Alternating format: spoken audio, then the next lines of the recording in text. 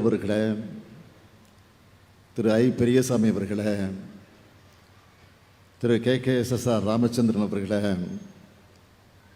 திரு தங்கம் தென்னரசு அவர்களே, திருமதி கீதா ஜீவன் அவர்களே, திரு ராஜகண்ணப்பன் அவர்களே, திரு மனோ தங்கராஜ் அவர்களே, நாடாளுமன்ற உறுப்பினர்கள், என்னுடைய அருமை தங்கை திருமதி கனிமொழி கருணாநிதி அவர்களே, திரு ராபர்ட் ப்ரூஸ் அவர்களே, டாக்டர் ராணி ஸ்ரீகுமார் அவர்களே, சட்டமன்ற உறுப்பினர்கள் திரு ராஜா அவர்களே, திரு சதன் திருமலைக்குமார் அவர்களே, திரு அப்துல் வஹாப் அவர்களே, திரு பழனிநாடார் அவர்களே, முன்னாள் பேரவையினுடைய தலைவர் அன்புக்குரிய ஆவுடையப்பன் அவர்களே, முன்னாள் அமைச்சர்கள் பூங்கோதை ஆலடி அண்ணா அவர்களே, தங்கவேல் அவர்களே, கூடுதல் தலைமைச் செயலாளர் திரு ககன்தீப் சிங் பேடி IAS அவர்களே, மாவட்ட ஆட்சித்தலைவர் திரு கமல் கிஷோர் IAS அவர்களே, ஜெயபாலன் உள்ளிட்ட கழக நிர்வாகிகளே, உள்ளாட்சி அமைப்புகளின் பிரதிநிதிகளே, அரசு உயர் அலுவலர்களே, பல்வேறு நலத்திட்ட உதவிகளை பெறுவதற்காக வருகை தந்திருக்கக்கூடிய பயனாளிகளே, என்னுடைய பாசத்திற்கும் பேரன்பிற்கும் உரிய மகளிர் சுய உதவிக் குழுவில் இடம்பெற்றிருக்கக்கூடிய தாய்மார்களே, சகோதரிகளே, பத்திரிகை மற்றும் ஊடகத்துறையை சார்ந்திருக்கக்கூடிய நண்பர்களே, உங்கள் அனைவருக்கும் என்னுடைய அன்பான வணக்கம். எங்கும் இயற்கை எழில் கொஞ்சும் மேற்கு தொடர்ச்சி மலையும் உச்சந்தலையைப் போல உள்ளத்தையும் இதமாக்கும் குற்றாலமும், இப்படி தூறலும் சாரலும் கொண்டு மக்கள் மனங்களை குளிர்விக்கும் மண் இந்த தென்காசி மண்.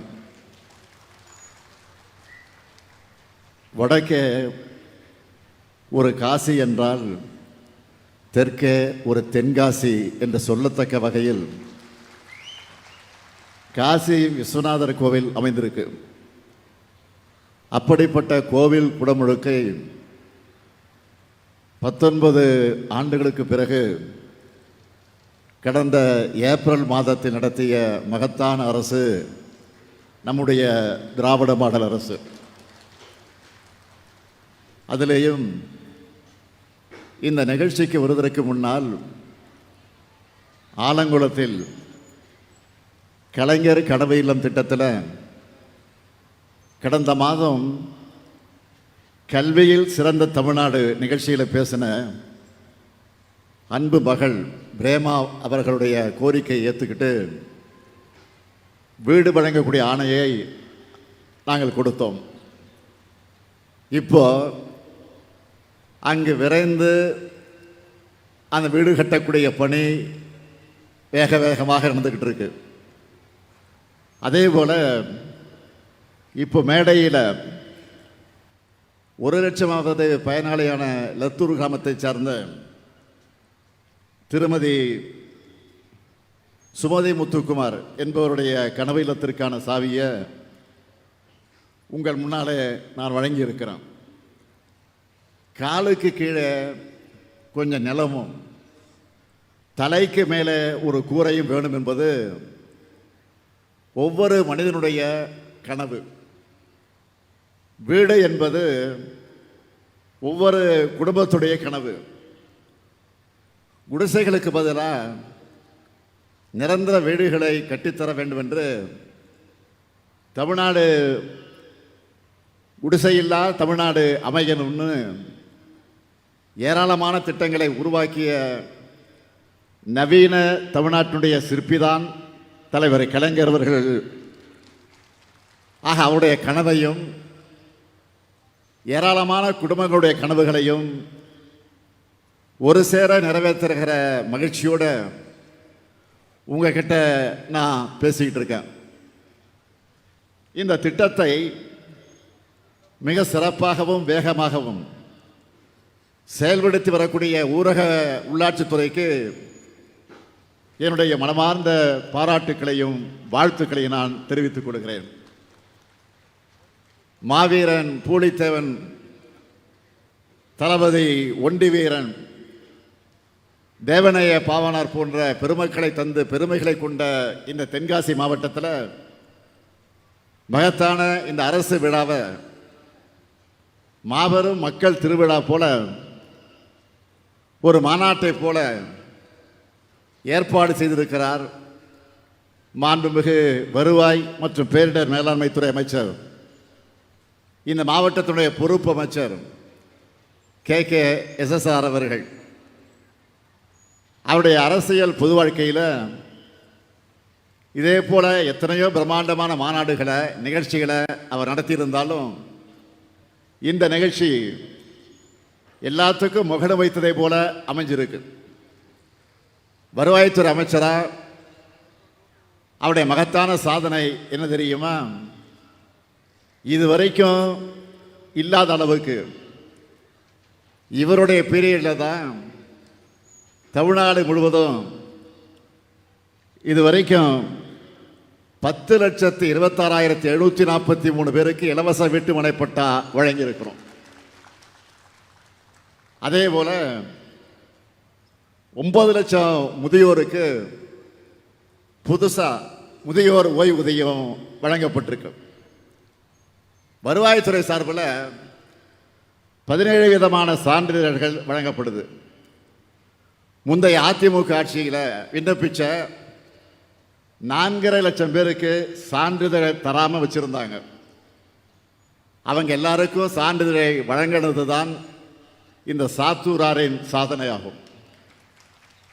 இப்படி தன்னுடைய அனுபவத்தாலும் அமைதியான செயல்களாலும் அரசுக்கு நற்சான்றிதழை பெற்று தந்திருக்கக்கூடிய மாண்புமிகு அமைச்சர் KKSSR ராமச்சந்திரன் அவர்களுக்கு என்னுடைய பாராட்டுக்கள், வாழ்த்துக்கள். அதேபோல் அவருக்கு துணை நின்று பணியாற்றி இருக்கக்கூடிய தென்காசி மாவட்டத்தினுடைய ஆட்சித்தலைவர் திரு AK கமல்கிஷோர் IAS அவர்களுக்கும் தென்காசி மாவட்ட அனைத்து துறை அலுவலர்களுக்கும் என்னுடைய மனமார்ந்த வாழ்த்துக்களையும் நன்றியும் நான் தெரிவிச்சுக்கிறேன். நம்ம திராவிட மாடல் ஆட்சி அமைந்த பிறகு தமிழ்நாட்டை அனைத்து வகையிலும் அனைத்து துறைகளிலும் முன்னேற்றி வருகிறோம். எல்லாருக்கும் எல்லாம் என்பதை நோக்கமாக கொண்டு அனைத்து மாவட்டங்களையும் வளர்த்து வருகிறோம். நீங்கள் செய்தித்தாள்களில் படிச்சிருப்பீங்க, தொலைக்காட்சியில் பார்த்துருப்பீங்க. தமிழ்நாடு முழுக்க ஒவ்வொரு மாவட்டத்துக்கும் சென்று இது போன்ற அரசு விழாக்களில் நான் பங்கேற்று அந்தந்த மாவட்டத்துக்கு தேவையான திட்டங்களை தொடங்கி வச்சுக்கிட்டு இருக்கிறேன். அந்த வகையில் இன்றைக்கு தென்காசி மாவட்டத்தில் 141 கோடி ரூபாய் மதிப்பீட்டில் முடிவுற்றிருக்கக்கூடிய 117 திட்டப்பணிகளை திறந்து வச்சு 291 கோடி ரூபாய் மதிப்பிலான 83 பணிகளுக்கு அடிக்கல் நாட்டி 2,44,469 பேருக்கு 587 கோடி ரூபாய்க்கு பல்வேறு நலத்திட்ட உதவிகள்னு 1,020 கோடி ரூபாய் மதிப்பிலான நலத்திட்ட உதவிகள் வழங்கியிருக்கிறேன். இந்த 4.5 ஆண்டு காலத்தில் அனைத்து அரசு துறைகளின் மூலமாக தென்காசியில் நடைபெற்ற பணிகள் குறித்து ஒரு ஆய்வு அறிக்கையை தயாரிக்க சொல்லியிருந்தேன். அதை நான் வாங்கி பார்த்தப்போ எனக்கே மலைப்பா இருந்துச்சு. பெரும்பாலும் இந்த மாவட்டத்தில் உள்ள அனைத்து ஊர்களும் கிராமங்களும் ஏதாவது ஒரு வகையில் பயனடைந்திருக்கு என்று சொல்லத்தக்க வகையில் அந்த அறிக்கை இருந்துச்சு.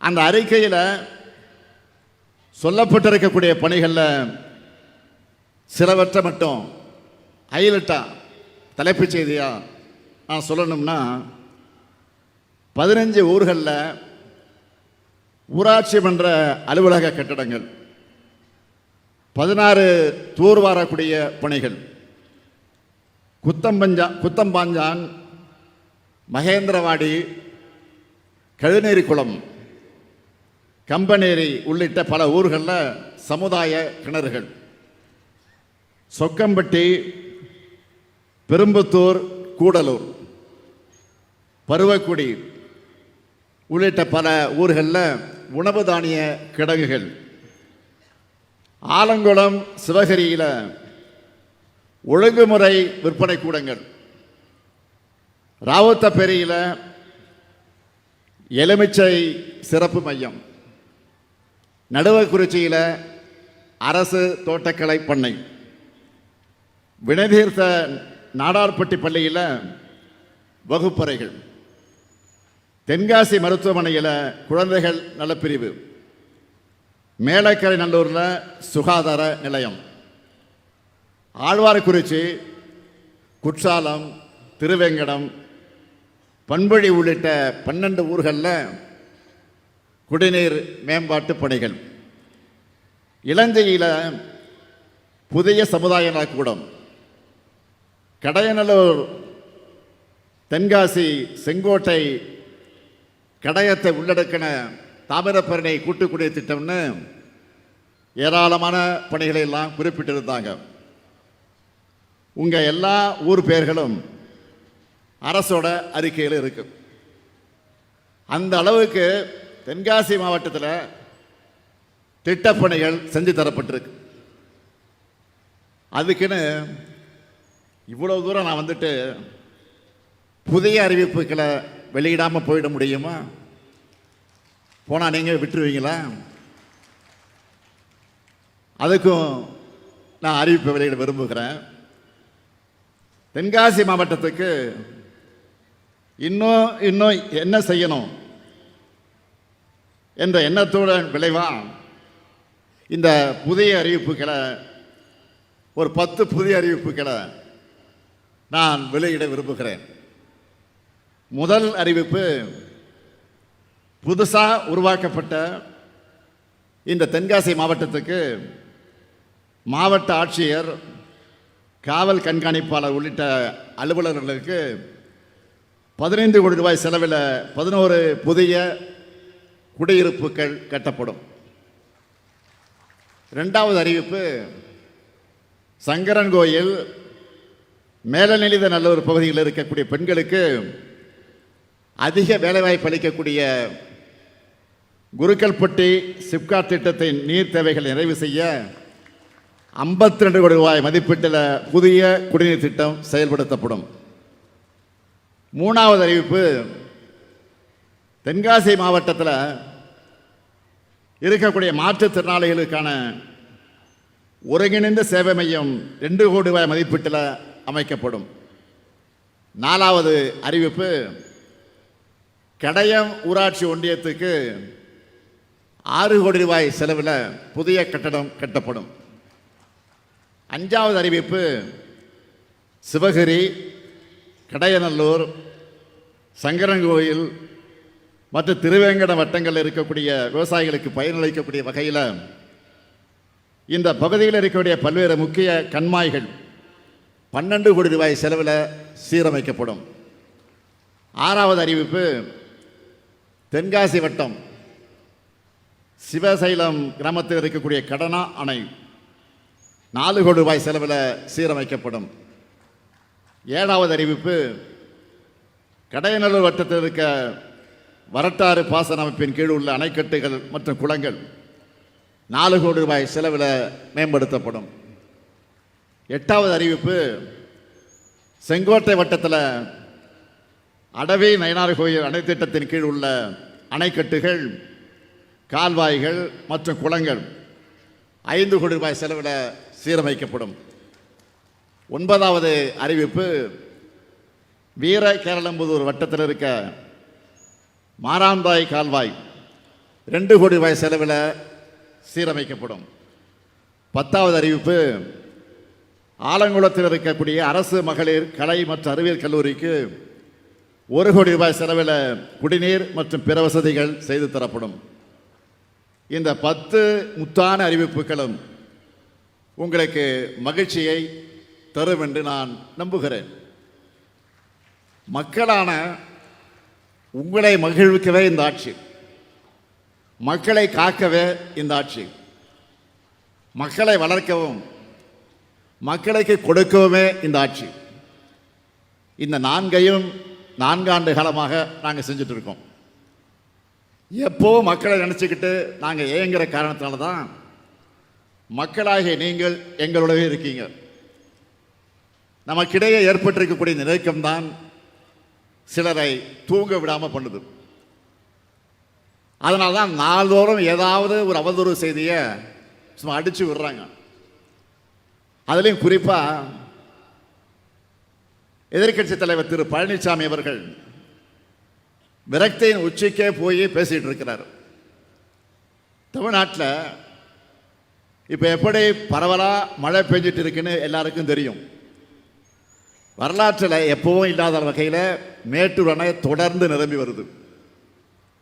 மேட்டூர் அணை நீரை பாசனத்துக்காக குறிப்பிட்ட நாள் அல்ல, அதுக்கு முன்னாடியே திறந்து விடுறோம். தொடர்ந்து நல்ல மழை பெய்கிறது நல்லாட்சிக்கான அடையாளமாக மக்கள் இன்னைக்கு போற்றிக்கிட்டு இருக்காங்க.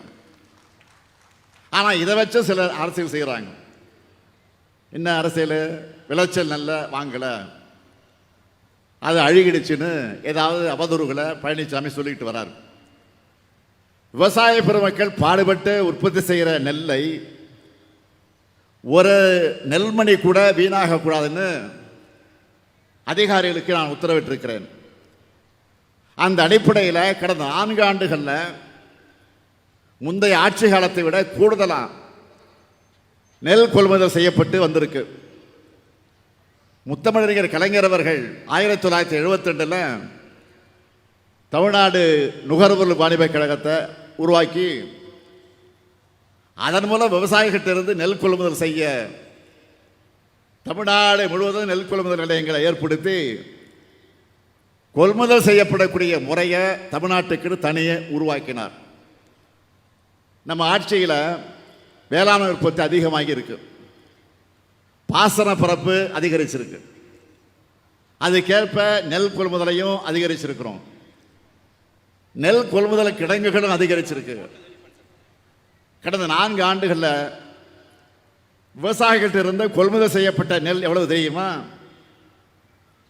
1,70,45,545 மெட்ரிக் டன்.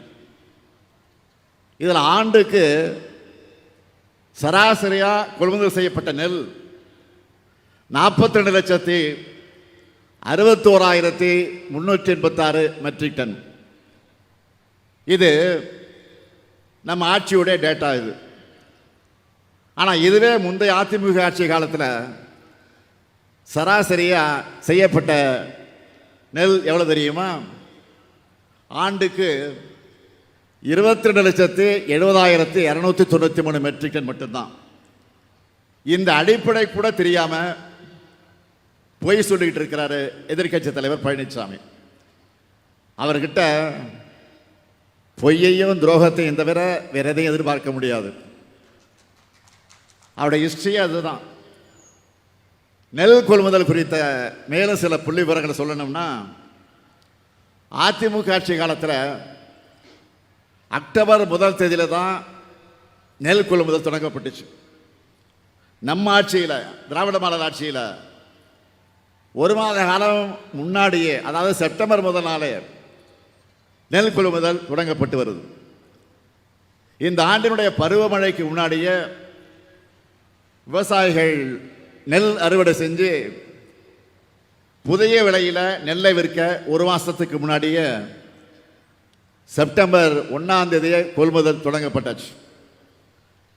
கொள்முதல் செய்யப்பட்ட நெல் பாதுகாப்பாக மூடி வைக்கப்பட்டிருக்கு. நெல் கொள்முதல் ஈரப்பத அளவை 17 விழுக்காட்டிலிருந்து 22 விழுக்காடாக அதிகரிக்க ஒன்றிய அரசுக்கு நான் கோரிக்கை வச்சேன். அவங்களும் அந்த கடிதத்தை பார்த்துட்டு அந்த கோரிக்கை கவனிச்சுட்டு வந்து பார்வையிட்டு இருக்கிறாங்க. இப்போ ஒவ்வொரு நேரடி கொள்முதல் நிலையத்திலையும் தினமும் 1000 மூட்டைகள் கொள்முதல் செய்யப்படுது. நெல் வரத்து அதிகமாக இருக்கிறதுனால ஞாயிற்றுக்கிழமைகளே நேரடி நெல் கொள்முதல் நிலையங்கள் திறக்கப்பட்டிருக்கு, செயல்பட்டுக்கிட்டு இருக்கு. இது எதையும் தெரியாமல் மாண்புமிகு எதிர்க்கட்சி தலைவர் பேசிக்கிட்டு இருக்கிறார், குழப்பிக்கிட்டு இருக்கிறார். என்னை பொறுத்த வரைக்கும் தினந்தோறும் இது பற்றி விசாரிச்சுட்டு நான் நடவடிக்கை எடுத்துக்கிட்டு இருக்கிறேன். தன்னை விவசாயின்னு சொல்லிட்டு இருக்கக்கூடிய பழனிசாமி ஆட்சியில் தான் மிக மோசமான நிலை. என்ன, 3 வேளாண் சட்டங்களை ஒன்றிய பாஜக அரசு கொண்டு வந்துச்சு. அதுக்கு எதிராக 2 ஆண்டு காலம் போராடின விவசாயிகளை பற்றி என்ன சொன்னார் பழனிசாமி? புரோக்கர்கள் கொச்சைப்படுத்தி பேசினார். அதை நாடு மறக்கலை, விவசாயிகளை மறக்க மாட்டாங்க.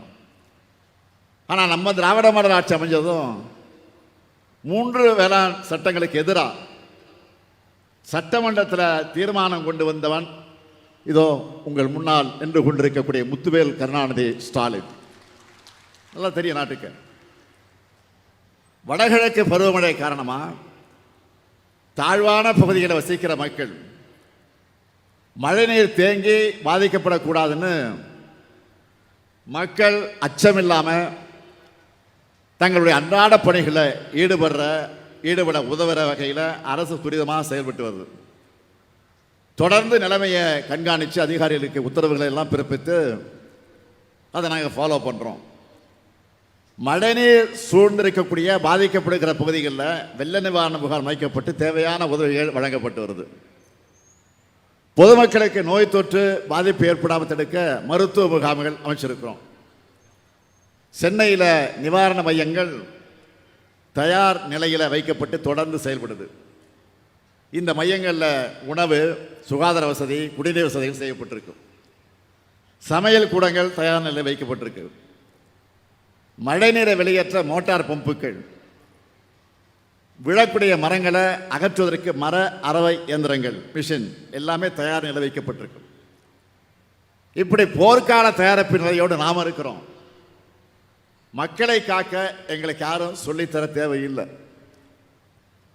3 முறை இயற்கை பேரிடர்களை நாம் சந்திச்சிட்டோம். இந்த நாம் ஆட்சிக்கு வந்து 3 முறை வேண்டிய உதவிகள்லாம் செஞ்சு மக்களை காத்தோம்.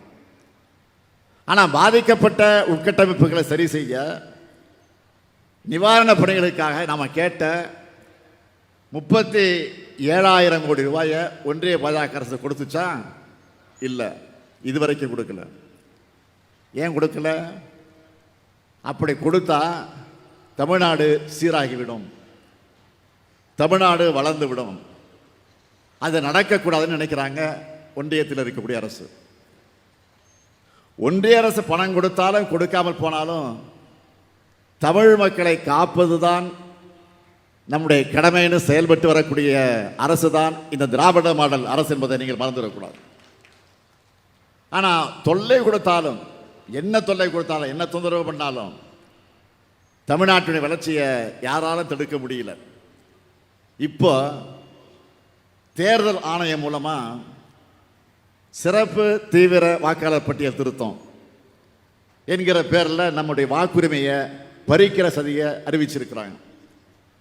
ஏற்கனவே பீகாரில் இதனால் என்ன நடந்துச்சுன்னு பார்த்தோம். பாஜக தோல்வி உறுதியானா வாக்காளர்களையே நீக்க துணிஞ்சாங்க.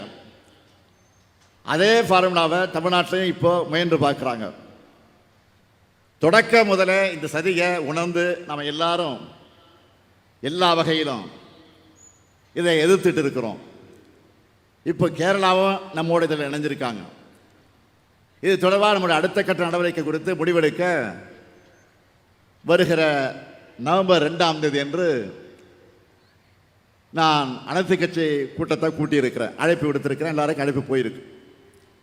இந்த மேடையிலிருந்து மீண்டும் உறுதியாக சொல்கிறேன், ஜனநாயகத்தோட அடித்தளமே வாக்குரிமை தான்.